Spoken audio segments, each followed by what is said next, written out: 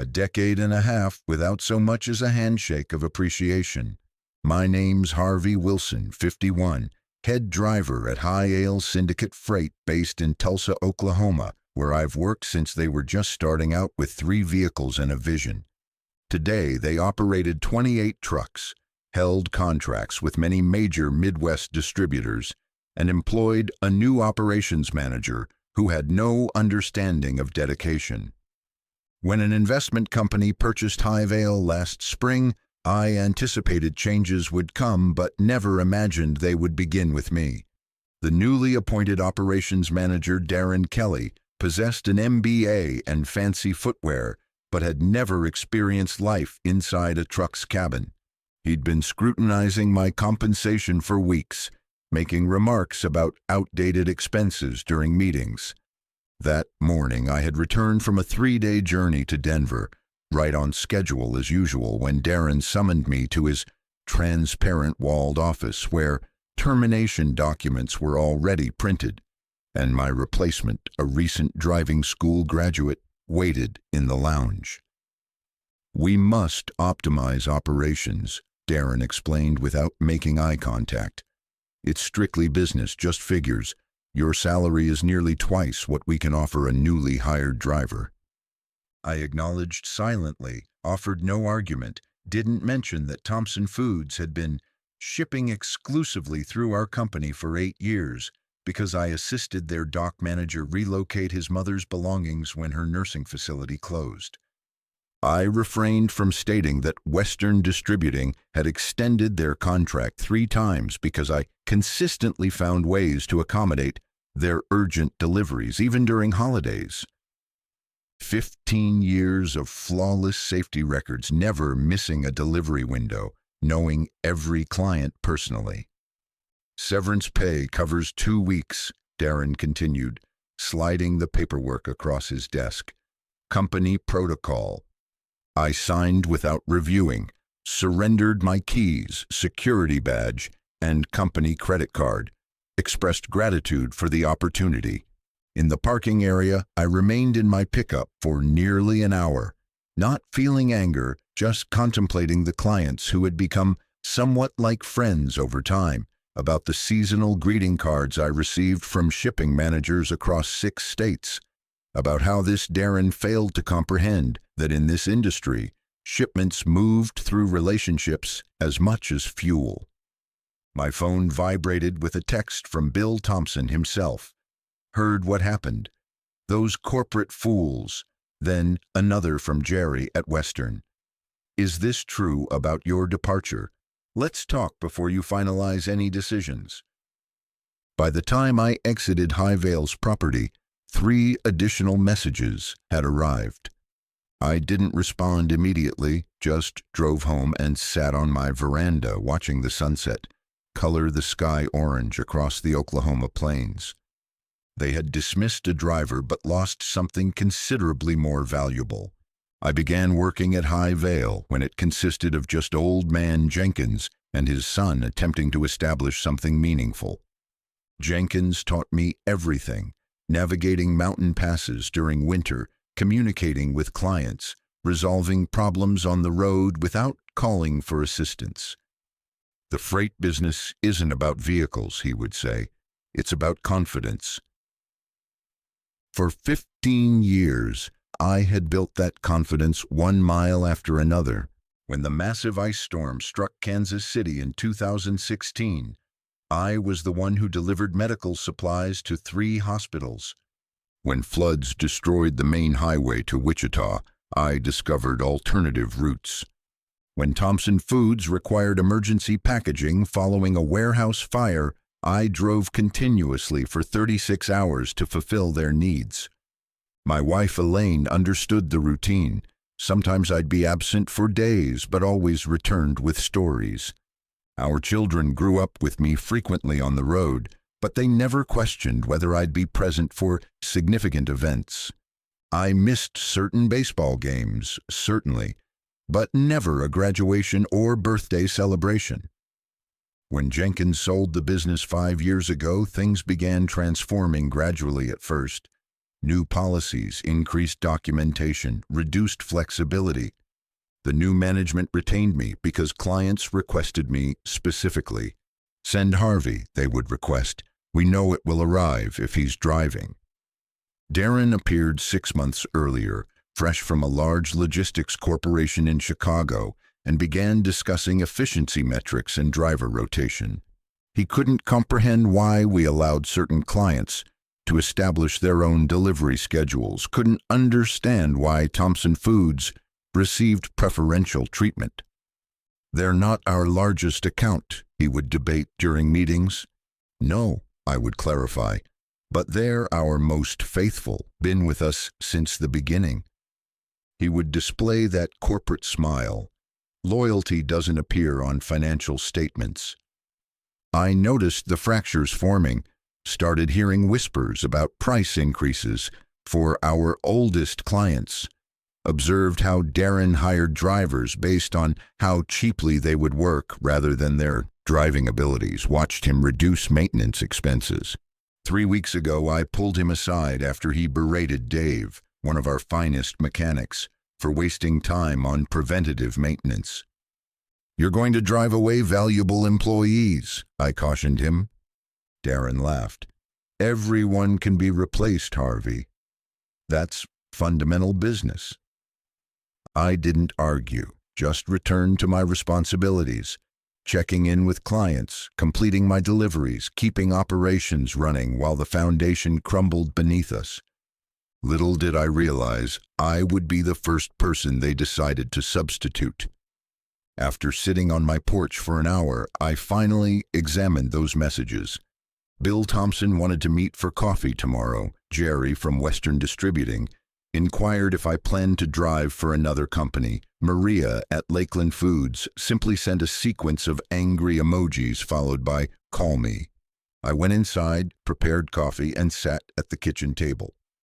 Elaine was working late at the hospital, making the house feel unusually quiet. I retrieved my logbooks, 15 years of routes, deliveries, relationships. High Vale didn't possess those. They had dismissed the driver but forgotten about the connections I had established. My phone rang. It was Jenkins, must have heard the news through mutual acquaintances. "Terrible shame what they're doing to my company," he said, his voice rough with age and frustration. "I never should have sold." "You did what was necessary," I responded. "Your wife's medical expenses." "Still," he interrupted, "I built that organization on relationships, not spreadsheets. These new individuals don't understand the business." After our conversation ended, I stared at my hands, calloused and weathered from years of driving, loading, problem-solving. 15 years erased with a single signature. The following morning, I met Bill Thompson at Riverside Cafe. He didn't waste time. "I heard what occurred," he said, sliding into the booth. "Bunch of idiots. You've personally rescued our operation more times than I can remember." "Just fulfilling my responsibilities," I replied. "No," Bill shook his head. "You exceeded your duties. Remember when our cooling system malfunctioned at the Broken Arrow warehouse? You transported that shipment to our backup facility at 2 a.m. during a snowstorm." I shrugged. Freight doesn't pause for favorable weather. Bill leaned forward. "We have a contract with High Vale, but it contains a 30-day termination clause. Which company are you driving for next? Because that's where our business is transferring." I hadn't even considered next steps yet, but Bill's words planted a seed. By lunchtime, I'd spoken with Jerry from Western, who expressed the same sentiment.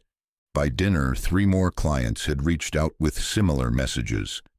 Driving home, I passed High Vale's yard, noticed my former truck already reassigned to that young driver. Through the office windows, I could see Darren in a meeting, pointing at charts on a screen. That's when comprehension struck me. Darren viewed drivers as interchangeable components, but clients saw us as relationships. For 15 years, I'd been the representative of High Vale to most of our major accounts. I wasn't merely a driver, I was their trusted partner. I pulled into my driveway, mind racing, called my friend Frank, who had left Highvale last year to drive for a competitor. What would be required, I asked, to establish our own operation? Frank remained silent momentarily. You serious about this, Harvey? Never been more determined in my life. You'd need capital, licenses, insurance, he began listing. And clients, I added, which I possess. That night, Elaine discovered me at the kitchen table, surrounded by notes and calculations. What's all this? She inquired.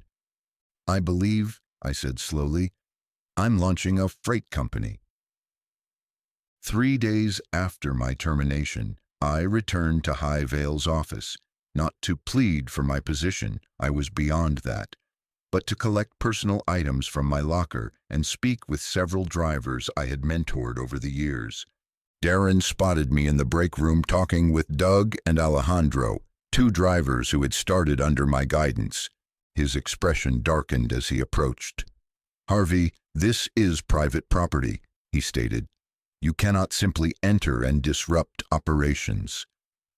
Just gathering my belongings, I replied, holding up my old thermos and the family photograph that had been in my locker, and bidding farewell to friends. Darren crossed his arms. I've heard you've been communicating with our clients. So that's what concerned him. News travels rapidly in the freight industry.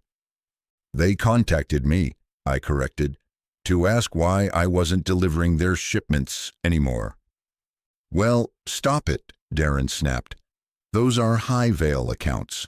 Interfering with our client relationships could be interpreted as tortious interference with business relationships. He pronounced each word as if he'd rehearsed it with legal counsel. Perhaps he had. Can't control who calls me, I responded, keeping my tone even, or what decisions they make regarding their shipping requirements. Darren stepped closer. Listen carefully, Harvey. You signed non-compete and non-solicitation agreements when you joined Highvale. If you attempt to steal our clients, we'll overwhelm you with legal expenses. I hadn't anticipated this, couldn't afford a legal battle. 15 years of loyalty, and now they were threatening to sue me for accepting phone calls. Check those agreements, I said, recalling something important. They expired after 10 years. Jenkins ensured that. Darren's face flushed. He clearly hadn't done his research. Regardless, he recovered, this is your single warning. Stay away from our clients. I nodded, collected my things, and departed. In the parking lot, Doug and Alejandro caught up with me. He's destroying this place, Doug muttered, cutting corners on maintenance, pressuring drivers to violate hours of service regulations. 3 guys resigned last week, Alejandro added, replaced them with novices who will work for minimal wages. I had suspected as much, but hearing confirmation tightened my stomach, not just for the business implications, but for safety concerns. Poorly maintained trucks and exhausted drivers created a formula for disaster. You two be careful, was all I said. Back home, I phoned Jenkins to inquire about those agreements. He confirmed my recollection. The non-compete and non-solicitation clauses had expired years ago. I never believed in restricting people indefinitely, he explained. Good business is constructed on choice, not coercion. The next day, I received a certified letter from Highvale's attorneys anyway, threatening legal action if I continued soliciting their clients. Pure intimidation. They had no case but hoped I wouldn't recognize that or couldn't afford to contest it. That same afternoon, Bill Thompson called. Highvale just attempted to increase our rates by 15% without explanation, he fumed. When I mentioned your name, their sales representative became visibly uncomfortable. One by one, similar calls arrived. Highvale was scrambling to secure clients using aggressive tactics and sudden rate hikes. Classic desperation maneuvers. That evening, Frank visited with pizza and beer. We sat on my back deck developing a business plan. He had already compiled information on insurance, licensing requirements, and startup expenses. The numbers were intimidating but not impossible, especially if we began with just 2 or 3 trucks. We would need a solid foundation of guaranteed contracts, Frank remarked, taking a drink of beer. I glanced at my phone, which had been receiving client messages throughout the day. I don't think that's going to present a problem. 1 week later, I was sitting in a small office I'd rented in an industrial park on Tulsa's east side. Frank had accessed his 401k. I'd withdrawn money from savings, and together we'd arranged financing for 2 trucks. Didn't appear significant compared to Highvale's fleet, but it marked a beginning. We'd submitted paperwork to establish Wilson and Reynolds Freight LLC, applied for our DOT authority, secured the necessary insurance, expensive, but our clean driving histories helped. We even found a decent used truck that would be ready next week. What I hadn't expected was the call from Patty, Highvale's longtime dispatcher. "Harvey, do you have a minute?" Her voice was hushed, as if she were hiding in a bathroom or storage closet. "Always, Patty. What's happening?" "It's worse than you realize," she said. "After your departure, Darren brought in some consultant who's been reviewing all the contracts, searching for ways to extract more money from everyone." She paused, and I heard papers shuffling. "But that's not the worst part. They're planning to completely shut down the Tulsa operation within 6 months, relocate everything to Kansas City, where they've secured some tax incentive arrangement. Everyone here is losing their jobs. They just don't know it yet." The news struck me like a physical blow. Highvale had been a Tulsa fixture for decades. Approximately 40 families depended on those positions. "How certain are you about this?" I asked. 100%. "I personally saw the documents when I was filing. Darren left them on his desk quite carelessly. They've already started examining warehouse space in Kansas City." After she hung up, I sat at my empty desk, staring at the wall. This wasn't solely about me anymore. It concerned all the people who would be blindsided 6 months from now. Frank arrived with coffee and donuts, excited about the used Peterbilt he'd found at a favorable price. He stopped abruptly when he saw my expression. "What happened?" I relayed what Patty had shared. His expression hardened as I spoke. "So all this discussion about efficiency and streamlining was merely smoke," he said. "They were planning to abandon everyone regardless." "Appears that way." Frank sat down, coffee forgotten. "We need to consider something larger, Harvey." "What do you mean?" "If they're shutting down in 6 months anyway, we should plan to acquire as much of that business as possible, not just individual clients here and there. All of it." He was correct. This wasn't about retaliating against Darren or even salvaging my own career anymore. It was about preserving what Jenkins had constructed, the relationships, the trust, the jobs. We spent the remainder of the day revising our business plan, contacted our bank representative about financing for additional trucks, researched warehouse space that could function as a modest terminal. By evening, we had outlined something considerably more ambitious than our original 2-truck operation. The following morning, I called Jenkins and requested to meet him for lunch. I presented everything, what Patty had told me, what Frank and I were planning, the challenges we confronted. The old man listened quietly, hands folded on the table. When I finished, he nodded once. "How much do you require?" he asked. "Sir?" "For startup capital, I've got some funds set aside. Was saving it for a fishing boat, but this seems more significant." I hadn't anticipated this. "We couldn't ask you to—" "You're not asking," Jenkins interrupted. "I'm offering. Those people at Highvale, most of them I hired personally, known their families for years. I'll be damned if I'll observe passively while some corporate vulture scatters them to the winds. He removed his checkbook right there in the restaurant. Let's construct something properly this time, he said. Something enduring. Over the next 2 weeks, Wilson Reynolds and Jenkins Freight took shape with remarkable speed. Jenkins' investment, combined with our own resources and a business loan, provided sufficient capital to lease 5 trucks, secure a small terminal with a warehouse, and employ key personnel. We began with the essentials. Patty resigned from Highvale and joined us as dispatcher. 2 experienced mechanics followed, tired of Highvale's corner cutting on maintenance. We hired 5 drivers, all veterans with exceptional safety records who had either already left Highvale or were planning to. The trucks arrived, 3 Peterbilts and 2 Kenworths. Nothing extravagant but solid, dependable machines. We painted them midnight blue with silver trim, our new company logo on the doors. Each morning I would arrive at our modest terminal before dawn and experience a surge of pride seeing those trucks lined up, prepared to depart. Meanwhile, Highvale was deteriorating. After my departure, 3 major clients had withdrawn their business. Not to us, not yet, but to competitors.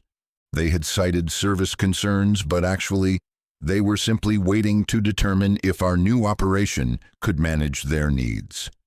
Word of the Kansas City relocation had leaked. Morale at Highvale was abysmal. Drivers were abandoning ship weekly. Deliveries were being missed. Darren was in complete panic mode, reducing rates to retain clients while cutting corners everywhere else. We proceeded cautiously, developing our infrastructure before accepting too much business. Jenkins insisted on doing things correctly: proper training, thorough maintenance protocols, fair compensation scales. The money will follow if we prioritize quality, he kept saying. By the 3rd week, we were prepared to approach clients directly. I began with Thompson Foods, my longest relationship. Bill Thompson met me in his office, examined our rate sheets, insurance certificates, and driver qualifications, posed challenging questions about capacity and contingency plans. This all appears solid, Harvey, he said finally, but Highvale just reduced their rates below yours. They're desperate to keep us. They can't maintain those rates, I replied, and they can't match our service. Plus, there's something you should know. I informed him about the Kansas City relocation. Bill's expression darkened. So all their promises about local service and rapid response times will be impossible to fulfill once they relocate. Bill nodded slowly. We'll need to coordinate this transition carefully. Can't risk any supply chain disruptions. We've established a plan for that, I assured him, outlining our gradual implementation strategy. By the conclusion of the meeting, we had a handshake agreement. Thompson Foods would transfer 20% of their shipping to us immediately, with the remainder transitioning over 60 days. Similar conversations occurred with Western Distributing, Lakeland Foods, and 6 other major clients. Not all signed immediately, but most began shifting portions of their business our direction. We weren't merely taking clients, we were taking the quality personnel, too. Every week, another Highvale employee would approach us seeking employment. We couldn't hire everyone, but we accepted the best: experienced dispatchers, skilled mechanics, reliable drivers. Then came the moment that confirmed we were on the right path. Doug, the driver I had mentored who remained at Highvale, called one evening. Harvey, you won't believe this. Darren just announced they lost the Cornerstone Builder account. Cornerstone was Highvale's largest client, 30% of their business. What happened? Word is they discovered the Kansas City move from one of their contacts at Western. They've already contracted with someone else. I asked the obvious question. Who'd they sign with? Doug laughed. That's the best part, not you guys. They went with national logistics. Darren's been rushing around screaming that you somehow orchestrated it, but everyone knows it's his own fault. The plan was succeeding better than we'd anticipated. We didn't need to actively poach all of Highvale's business. The company was imploding independently. 2 months after being terminated, I was back behind the wheel delivering a critical shipment to Thompson Foods. Their main production line had experienced a breakdown, and they needed replacement parts by morning. Just like before, except now the truck I operated had my name on the door. As I reversed up to Thompson's loading dock at 4 a.m., Bill himself was waiting despite the early hour. "You're a lifesaver, Harvey," he said as I handed him the manifest. "Our production manager says we can resume operations within 2 hours now." I assisted with unloading, then joined Bill in his office for coffee. He appeared distracted, checking his phone repeatedly. "Everything okay?" I inquired. "Just awaiting confirmation on something," he said, pouring more coffee. "Should arrive any minute now." His phone buzzed. He read the message, then smiled. "It's official. As of this morning, we've terminated our contract with Highvale. You're now handling 100% of our freight." I knew this was forthcoming. We'd been gradually assuming more of their business, but hearing it formalized still felt momentous. "Appreciate your confidence," I said simply. "Trust is why you earned it," Bill replied. "But you should know you're not the only one. Western Distributing severed ties with them yesterday, Lakeland Foods the day before. From what I hear, Highvale has lost 80% of their Tulsa business in the last 6 weeks." On the journey back to our terminal, I passed Highvale's yard. The lot was half vacant. A for lease sign had appeared on the fence. Through the office window, I could see Darren on the phone, gesturing frantically. I didn't experience the satisfaction I had expected, just a quiet sense that circumstances were unfolding as they should. We hadn't stolen anything. We'd simply constructed something superior, something based on the values that had always mattered in this business. Back at our terminal, Jenkins greeted me in the break room. "Have you heard," he asked, "about Highvale losing most of their clients?" "Yeah." Jenkins shook his head. "More than that, they're declaring bankruptcy, effective immediately." 6 months after being dismissed from Highvale, I stood in the yard of Wilson Reynolds and Jenkins Freight, observing our fleet, now 15 trucks strong, departing for the day's deliveries. Our small terminal had expanded to incorporate a proper warehouse and maintenance facility. We employed 32 people, most of them former Highvale workers. Highvale Syndicate Freight no longer existed. After the bankruptcy, their assets had been liquidated, their contracts distributed among various competitors. We'd purchased 3 of their trucks at auction, good machines that had been poorly maintained. Our mechanics had devoted weeks to restoring them to proper condition. Darren had left town. Last I heard, he'd accepted a position with a logistics firm in Phoenix. The investment group that had acquired Highvale from Jenkins had written off the entire venture as a loss. Jenkins joined me in the yard, leaning on his cane.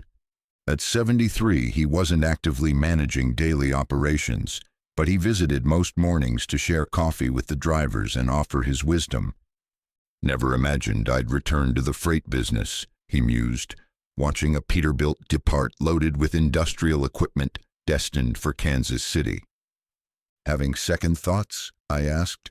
He laughed. "Absolutely not. Best decision I've made in years." We walked back inside where Patty was coordinating the day's routes. Frank was reviewing maintenance schedules with our lead mechanic. The place hummed with purposeful activity. "You know what makes this successful," Jenkins said, pouring himself another cup of coffee. "It's not the trucks or the contracts or even the capital. It's the people." He wasn't incorrect. We'd created something valuable, because we valued the right things.